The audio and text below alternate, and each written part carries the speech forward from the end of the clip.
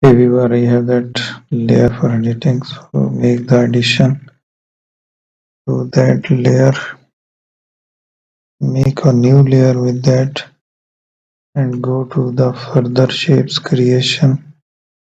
It's a shape on that surface. Then change the border color for that one. Let's go to further addition. It's an aeroplane design. Change the design of that aeroplane.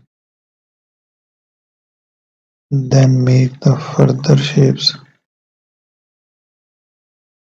for that and change it.